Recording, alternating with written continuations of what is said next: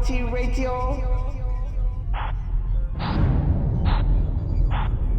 Hello there, welcome on this brand new edition of 5RoundMMA. My name is Alex Myers, alongside me my co-host Guillermo Cita, Albert Cita.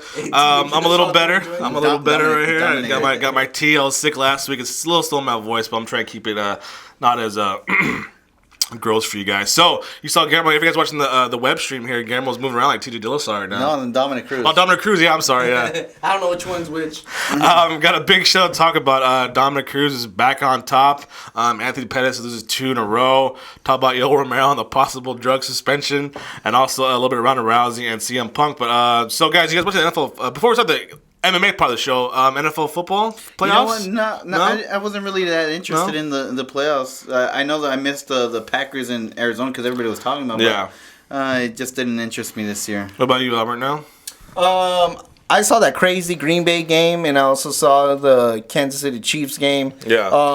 I hate the Patriots, so as soon as I saw they were leading, I didn't watch it. I hate Carolina. As soon as I saw they were leading, I didn't watch it. And by that point, I didn't care about the Broncos. Yeah, let's take what Denver and New England against going up to and then Carolina and Arizona. I saw some crazy statistics. I know we're staying with away from MMA, but I mean, like it was like 16 out of the 17 seasons or something like that it's always been either Manning, Brady, or Ben Roethlisberger in the Super Bowl. Wow, model of consistency. All right, so let's get into MMA. Talk about consistency. Guillermo, got the timer up for me? No, but I'll get it on. Got to get in the championship mode. Back in the championship way of things. Dominick Cruz did, didn't he, guys? Okay, got you. So round number 1, Dominick Cruz back on top. Super technical fight on Sunday night. UFC had a fight night in UFC Boston. Dominick Cruz took the title away from TJ Dillashaw on a technical 25-minute bout. So just guys ask you, I mean, love him or hate him, Dominick Cruz, you got to respect his journey, right, Guillermo? Yeah, I mean, like, this guy, you know, and the question came up, you know, ring rust. I mean, like, after such devastating injuries, to come back and, you know, just have one warm-up match, which was, like, a year ago. Yeah. And then just show up and take the title away. I mean, that's impressive. I'm in shock. I'm, like, inspirational, you know, Dominick Cruz. Albert, you're not a big fan of him, right? But love him or hate him, you gotta respect the journey. He's one of the few fighters that I dislike, but I respect. I mean, no matter what I say, what comes out of my butt, I respect. There's no way you cannot respect not only Dominick Cruz's journey, but him as a fighter. I mean, the guy has a very quirky style, but it's dominant fashion, and he keeps on winning. But yeah, the journey alone is impressive. You got him respect. That looked very nasty at the end when the way he was twitching his leg. That did not look cool at all. I know, Guillermo, you actually had ACL injury. Yeah, I tore my ACL before. It was ACL, MCL, meniscus. I mean, the recovery is so difficult. He was saying it was his foot, though, right? Well, yeah, after the fight. I mean, I would imagine like the whole. He's had three ACL tears in his past. Yeah. So I might have it torn again, my ACL. So I might need to get that checked out again. But I mean, like just the first one, I'm so scared to go to this for the second time. This guy did it 3 times and still able to compete at a high level. Impressive. I know. You almost every leg kick, you almost kind of like I imagine fans just cringing. Right? At one point, I don't know if it would be like a cheap shot, or whatever. But when there's a point where TJ Dillashaw had Dominick Cruz pinned against the cage, and he had he was holding from the waist and hitting some knees, and I was thinking in my head, maybe he should really attack that other knee, and he might get a quick win here. So now it's kind of Cruz is back on top, the true welterweight champion, bantamweight champion. That depends how you look at it. So it kind of sets it up now for Uriah Faber? Question mark, guys? Nope. No. You're saying no? Instant rematch. I mean, this match. We got to the injury first. Yeah, that's true. But at the end of the fight, I was, I wouldn't have been shocked if TJ won. I wouldn't have been shocked if Dominick won, and Dominick did win. And I was kind of anticipating that, but I still, had TJ Dillashaw won, I wouldn't have been mad. Yeah. Yeah, it's funny because I saw Cruz have that slight advantage, I think, in the whole fight. I think I had him ahead just by little, but in every round. But if they would have named TJ Dillashaw the champion, raise it then. I would not be surprised, just because not only is he the champion, it's one of those things where you have to beat the champ, but then the other guy is the champ, so it was almost tricky. It's funny because when I was watching the fight, the person I was watching it with, I told her, I was like, well, TJ Dillashaw really didn't beat the champ. Dominick Cruz didn't really beat the champ because at the end of the fight, it's still like, give me round 6. Yeah. So I really think the difference maker here was the takedown. Yeah. The fact that Dominick Cruz was able to get those takedowns I disagree to that. was enough, I think, to win him the rounds. And if it wasn't for those takedowns and it was just a stand-up, I think I would give the side advantage to TJ Dillashaw. Takedowns, no? No, I think it really came down to the volume of punches. I mean, for every punch that TJ Dillashaw, Dominick Cruz answered with 3, 4, 5. There's so much punches being out there that were being missed, hit. That looks bad too, right? Like hit. how many times I see dudes just swing for a leg kick and completely miss, or go for a hook, and just swing at air, he hit the air. So that looks bad, I think, in the judges' eyes too. Like, okay, volume of strikes landed, but also volume of strikes missed. If we go back to the Robbie Lawler fight, we had significant strikes on Robbie Lawler, which in this fight, I think TJ Dillashaw had the more significant strikes, though. I think he landed the harder punches. So I think and the harder kicks. Yeah, I'm pretty sure Ryan Faber's going to disagree with Guillermo about a rematch. I think the UFC's not going to book another rematch right away. I think because they're getting a little sour taste in it. But I think I don't think it's sour taste at all. I think the media doesn't like it. Fans don't seem to like it. No, I mean it seemed like everybody wanted. What I saw in media was that everybody was cheering for the comeback. Yeah. So and then the other thing is it left TJ Dillashaw like we wouldn't have been surprised if he would have won. That's just a perfect rematch for UFC 200 if Dominick Cruz is not hurt and healthy. So we'll see. I think if there's no rematch, Faber. I think Faber gets Dillashaw if there's an injury, and I think he gets the fight with Cruz. And I don't give it to Faber. I give it to Renan Barão, honestly, because Renan Barão, I think when he was interim champ, I think that's the fight they were always anticipating. I think Renan Barão with his 2 losses against Dillashaw, he's going to 45, right? Isn't he? Yeah, and he said he was moving up. Either way, though, I think he's still 3 steps behind anybody else because of the 2 losses. That's it for round number 1. So speaking about moving weight classes, we're talking about next round coming up. About Anthony Pettis loses 2 in a row. Should he switch weight classes? So stick around. Talk about that. All right, welcome back. Round number 2, co-main event from Sunday night was Anthony Pettis versus Eddie Alvarez. I think a hardcore fight fan was really excited about this, right? Eddie Alvarez ran through Bellator, kind of had the cream of the crop here in the UFC. Cerrone, Melendez, now Pettis. Alvarez stuck to the game plan, like Guillermo was saying during the break.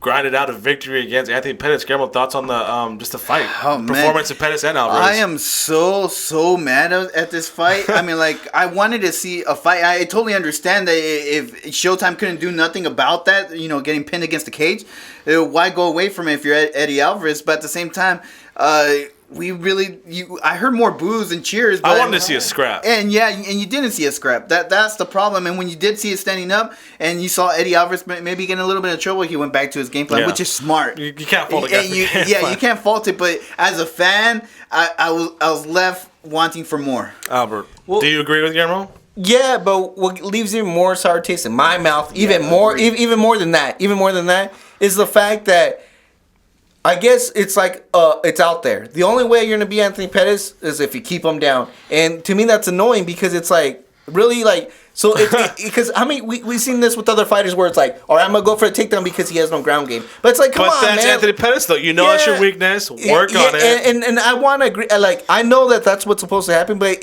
in a way, like I told you, it just leaves like a nasty taste in your mouth, knowing that like okay, bro, so you're gonna take him down and you're gonna win it like that. That's really? all Anthony Pettis. Duke Rufus. You got it's a cheap win, bro. Where's Ben Askren? Okay, bro? Here we go. You're not gonna win any fans winning that way. There we go. And all I gotta say is if Anthony Pettis is so bad at and I wouldn't say he's bad. It's just that that's really one of his biggest weak points. Yeah. But he's not bad. But then work on it. It's the same. It's the same thing going back to like the free throws, taking it away from the NBA. If you really think about it, you're gonna take away the free throws because people are really really bad at it. No, work at it. Yeah. So same thing with Anthony Pettis. If he wants to go to the elite level, which he is, and these guys are gonna stake with the game plan because they want to. It means so much to this fight. Had Eddie Alvarez lost this, like now he's in title contention. Yeah. Had he lost this, he would have been back down to the pack. Okay, so Eddie Alvarez is now at least in top 2, 3 of title contention. Number 1 contender, I say. So now where is Anthony Pettis at? Should he stay at 155? This is back-to-back losses. He lost pretty decisively in the title bout. He lost. I mean, the game plan's out there to beat him. He wanted to go to 145 in the past. Remember to fight Jose Aldo. Does he go to 145? I mean, where's the line for a fighter to go? Like what? Cerrone's going up to 170. Benson Henderson's going up there 170. I don't think Pettis is going to 170. 145 seems option to him. Is he going to go up there down there? You know what? I want him to see him at 155 at least one more time, I think, before he hits the panic button. Yeah. But what sucks is I think there's almost as good wrestlers at 145. And at his case, I think it's all about matchups now. If the UFC hates you, guess what? If you drop to 145, guess who you're getting? Chad Mendes. If you stay at 155 and UFC hates you, you're going to get another deep wrestler in there too. Yeah. But I really hope we see one more fight. I don't think Anthony Pettis is the type of guy to be like, okay, so you're going to go for a takedown and that's how you're going to beat me. I think he's the type of guy that he's going to go back to the gym and make that even takedown. Diego Sanchez. Diego Sanchez go back to 155. I want to see him at 155 still, but at 145, I totally disagree. I mean, Chad Mendes, you can throw Chad Mendes, and I still think Anthony Pettis wins that fight. And the reason why he looks big at 155, he looked way bigger than Eddie Alvarez. Yeah. If you drop him a lot down to longer, a lot leaner. Yeah, if you drop him to 145, I think he's just a bigger fighter. I think that Conor McGregor versus Anthony Showtime at 145 would be freaking off the charts. I mean, like the moneymaker right there. So, but I mean, all the top guys are leaving the division. Like I said, Melendez is suspended. He already faded Melendez. Henderson's in limbo. Cerrone just left the division. But the thing is that at 155, these guys have been trading wins and losses. They're really every fighter at 155 is stuck in limbo. He's at 135. And even at 145, because of the stalemate with Conor McGregor going to 155, I think a lot of these fighters are stuck. So who's next? Who could be for Pettis then? Who's at the top of my head? I can't think of another lightweight. A lightweight? Yeah, off the top of my head, I can't think of another one. I don't know. I mean, El Cucuy's looking for a top. That's a good. Yeah. And Anthony Pettis didn't take that much injury on this one, so technically that matchup can happen sooner. I think they might put El Cucuy against Nate Diaz. Eddie Alvarez. No, you got Nate Diaz, who supposedly hates that. Showtime. I wouldn't even say the way he calls it, but he hates takedowns too. Yeah. So that could be a good matchup there because it's two guys that like to stand like you up. said, so there's pretty much matchups now with Anthony Pettis, right? Well, no, I still think he's a contender. Technically a wrestler. And you still have Michael Johnson in the picture. You still have Khabib. It takes some thought, but now we're getting into the okay. So I guess there is. And we still have Khabib like Alvarez said, not for the panic button just yet for Pettis. Yeah, right? I agree. All right, so stick around, guys. Round number 3 coming up. I'll talk about Yoel Romero and possibly failing the drug test, and Tim Kennedy having a field day with him on Twitter. So stick around. All right, welcome back. Time for round number 3. News broke this week that I think he's the middleweight number 1 contender, Yoel Romero. Yeah, but he's out of the picture now. Yeah, about a possible drug test failure after his bout with Jacare at UFC 194. I don't know, one of them, I forgot. But yeah, so I was imagining this guy had a reputation of being a cheater, dirty fighter. Remember the stool get with Tim Kennedy, taking extra time between rounds, and the guy has a physique. He's built like his card out of stone, right? Mm-hmm. So everybody's kind of suspected that maybe he was on something, and this is kind of just further people's speculation now. So it hasn't been confirmed yet, I don't believe, but it's hitting pretty strongly that he maybe have taken something extra. So just thoughts on this, and is it retribution time for the likes of Kennedy, Machida too? Remember Machida? Jacare would just shove them all up, 1, 2, 3 again. Kennedy. Technically, now I think is Machida no more contender now? Machida's still no, he's still in the hunt. Because if you look back at the Chris Weidman fight, it was a very competitive fight. It was.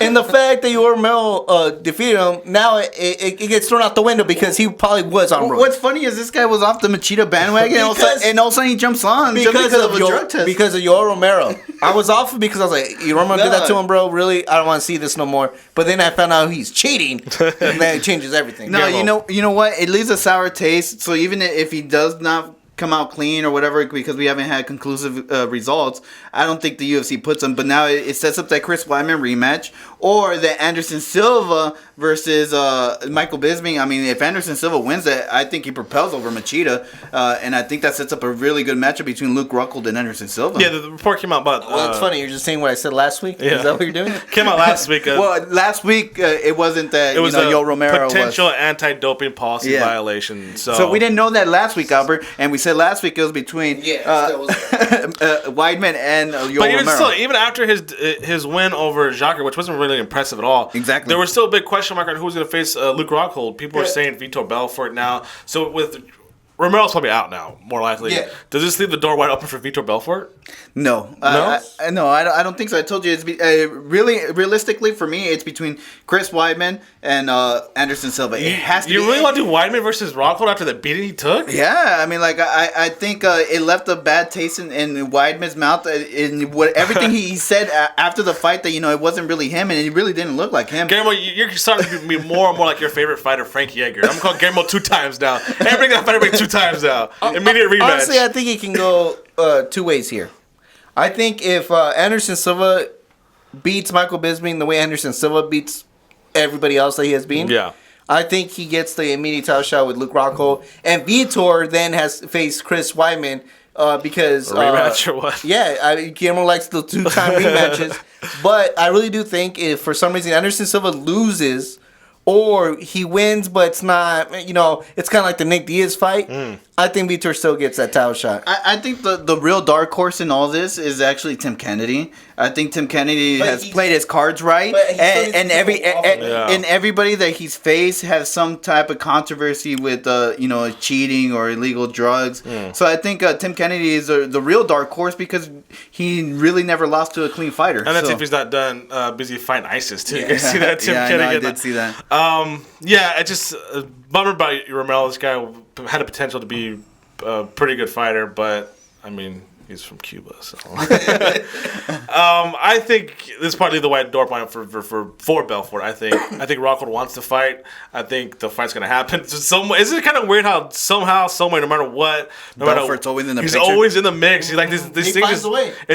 They always fall like in his not in his lap because obviously he earns it. Earns it, but he wins. Goes out but wins. But like good for him. It always lines up perfectly for him. So I think that's gonna happen.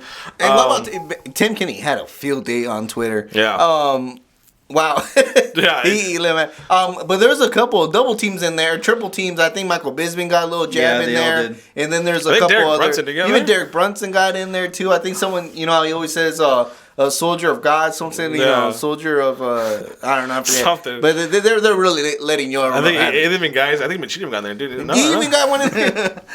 So good news for Machida, good news for Kennedy, for Jacques. Well, I think everybody in the division, it's good news for them. I mean, you pretty much erase all of them. So that leaves Tim Kennedy still there. Yoel Machida still there. Jacare's still there. Yeah. Michael Bisping is still there, even though he never faced Yoel Romero. He's still there. And I think Jacare is the other dark horse because I don't think. Give it to me, because I felt like it could have gone either way on his fight against Yoel Romero. Yeah. All right, so that's for round number 3. We'll take a quick little break and come back and talk about maybe how long Ronda Rousey's going to stay away from MMA. And CM Punk going to scout his opponents before he fights them. So is that even fair? So stick around, guys. Welcome back. Thanks for sticking around this quick little break. So after UFC, when I say was officially announced, Holly Holm versus Miesha Tate. We expected last week what's going to happen to UFC 200. Dana White came out and confirmed that Ronda Rousey won't fight at 200. The fact that Ronda Rousey will take a break from fighting and her return is to be determined, to be announced. She hasn't let the loss at the UFC to Holly Holm affect her. She's going to host SNL. She jumped right into the swimsuit edition of Sports Illustrated. You got to reestablish the brand. Yeah, I think after that type of loss, you really have to reestablish another movie announced with Tina Fey. She's gonna be filming. So, is she gonna come back anytime soon? I think her losing was a blessing in disguise for her. I think just the fact that she wants to go away from MMA. Well, I don't know that, but I mean the fact that she was doing so much Hollywood stuff. I think her losing the belt kind of gave her that relief because she was doing double duty. I mean, doing double duty, you can tell that, I don't know, she was becoming this bad guy. But I can just imagine all the pressure from not only delivering on the big screen, but also delivering at fights. So I think to me, it makes perfect sense that, you know what? So she's like going head in now to the entertainment stuff now. Yeah, it's like, let me relax. I can make a living without getting my face punched in my lip busted. And fighting every 3-4 months that she was fighting? She fought a lot. So, Albert, do you expect her anytime? Summer? Fall? I don't, but I think I do expect her back. And I think the injuries are more worse than what it seems. Yeah, if you look at her, obviously she looks fine.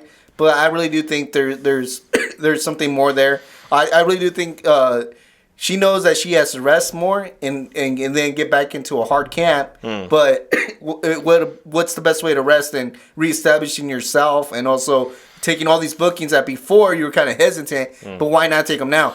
And keep in mind that Holly Holmes' age isn't on her side. So if you think about it, older, if you wait a year, a little longer in the tooth. if she goes into some tough battles, Holly Holmes, she gets a little bit older. It could be to Ronda Rousey's advantage here to wait it out a little bit longer, maybe a year and a half. Like you said too, I really do think it's going to be like a year and a half before we start seeing her in a training camp. It also it kind of benefits Rousey that she knows when she comes back she's going to face Holm.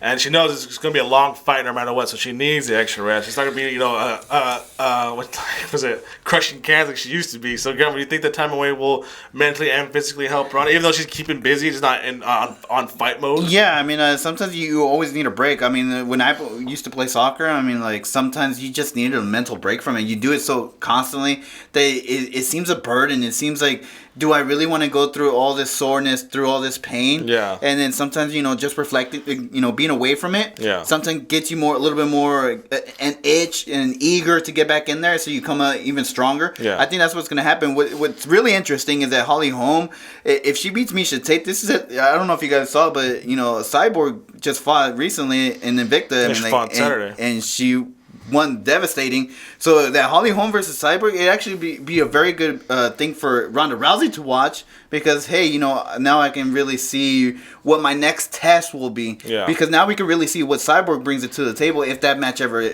transpires. He's a lead striker. Which I think it's like 1%, because they did an interview with Cyborg, and she says she has no interest in the 135 division no more, especially since she feels it's too much of a cut. Now that they banned the IVs and stuff like that, there's no way. So it's like 1% that's going to happen. So with Ronda Rousey's kind of stepping away now, and then they got obviously the queen of the UFC is, other than Holm, is Joanna Jędrzejczyk, and they announced she's going to host the Tough. So you think they're going to emphasize more the 115? It seems that way. I see more rising names coming out of that weight class than I do.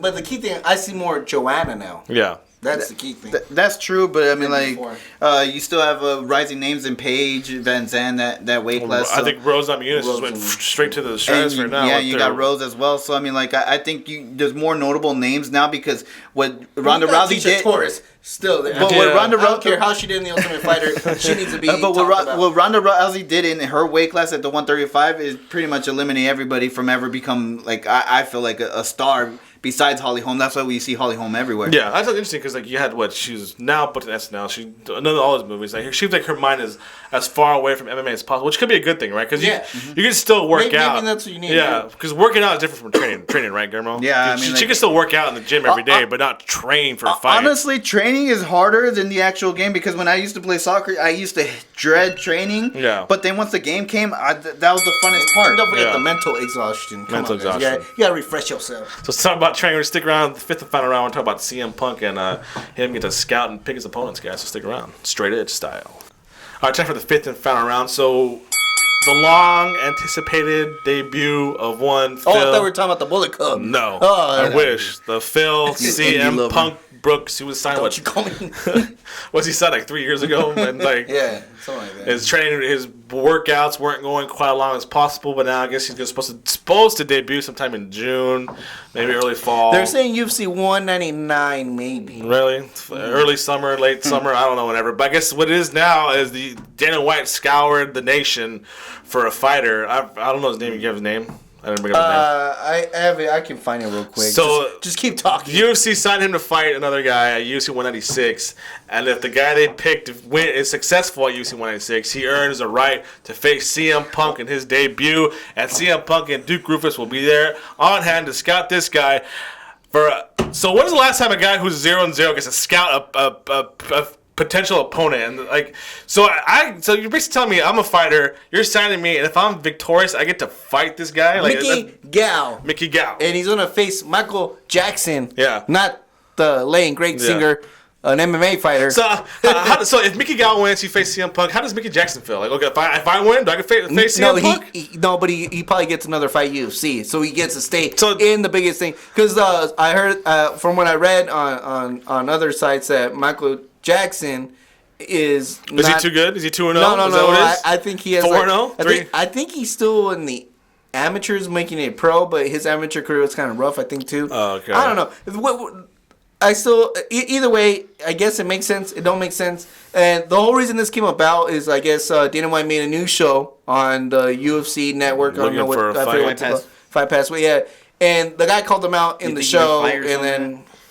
So Guillermo, well, in that fight, I guess he called out CM Punk at the end of his win. So, is the UFC babying CM Punk here? Totally. I mean, like you totally, but you have to. I agree with Albert because this is you're expecting high revenue from this guy, and if you don't do it correctly, and he gets knocked out, knocked down in the first 30 seconds, then all of this babying was for nothing. So.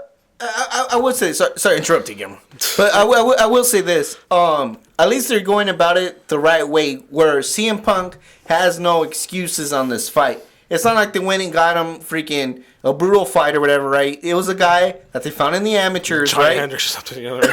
Who just has one pro fight. It's gonna be his second pro fight if he wins it, right? He'll only be 2-0, right?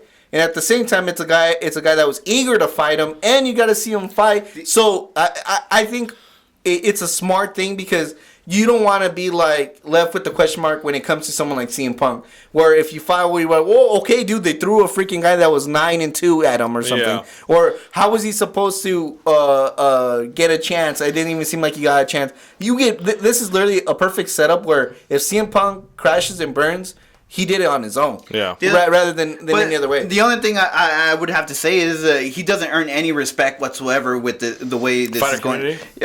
Especially with the fighter community, because some of these guys went through amateur. This guy's go through. CM Punk is going through a hard training camp. I'm pretty sure. Yeah. But these guys don't have the luxury of the name of CM Punk. No. Yeah. And this guy's banking off of that, and to me. I wouldn't respect it. I would say get me in the cage with CM Punk because that's not fair. I mean, let him be my stepping stone because it feels like it's the other way around. This guy already has the stage for him, and he hasn't proven anything inside the cage. So I wouldn't have respect. But in the way. Let's keep it real. He's putting over someone that needs to be put over. But this isn't pro wrestling, man. It's not pro wrestling. It's not, but if you really think about it that way, at least he's putting someone over that needs it. But it's not like he's putting over some jabroni. Is a win over CM Punk in his debut but he still puts him a rocket to the title shot? No, but it keeps him in the Don't you see this guy get lost in the prelims? Your point has nothing to do with it. They're putting him over. No, it doesn't. If you're putting someone over, what weight class is he fighting? Welterweight? 170, yeah. Then give him the gatekeeper or someone up and rising in the Jake Ellenberger. Yeah, you can't put someone over like that. See, but you use the name of CM Punk to propel to the title shot. That's what you really want. You don't want to. What's his name? Tim Gal? Mike Gal. Mike Gal. Something Gal. If he wins, what does he really? Mickey Gal. What does he really win by beating CM Punk? Tell me. A UFC contract, son. That's what he wins. He wins the dollars. That's what you missing here. He was fighting in some like low end promotion. He's in the biggest promotion in the world. And guess what, guys? He's cashing in the money in the bank. There's a ton of guys just calling out CM Punk. He cashed in the money in the bank, bro. Hopefully he gets in there. Not for your wrestling punch. Yeah. Well, you brought up. We were talking about CM Punk. You had to. True. You just had to. All right, that's it for this week's show. Make sure to follow us on Twitter and Instagram at FiveRoundMMA. That's FIVE. Like us on Facebook. Subscribe to us on iTunes, YouTube, and Podomatic. And please visit FiveRoundMMA.com. I hope you guys all voted for us for Fightbook. We're there. Fan favorite podcast of the year. Hopefully you guys did. Check out our podcast at FightbookMMA.com. That's FightbookMMA.com under the podcast page. And a big thank you to all of our sponsors. First with Rocking Green eco-friendly cleaning products. The 5 Rounds clothing. I got some sick gear. Some sick pull-up fleeces. I need to get some hats too. Some nice hats. It's 5 Rounds Clothing. Follow them on Twitter at 5RoundsWear. They're the number 5, not FIVE. Number 5 Roundswear. And of course, Redemption Martial Arts, the Army Foundation, rise up against bullying. Take it away. Just to let everybody know out there, if you do have technical difficulty hearing our podcast, there's several ways you can actually listen to it, YouTube being one of them. And that one's always like 100% almost, I think. No technical difficulties. No? Okay. Good. And Indy doesn't sell, dude. Oh, yeah, the cream of the crop. You are now listening to FRMMA. Almighty Radio.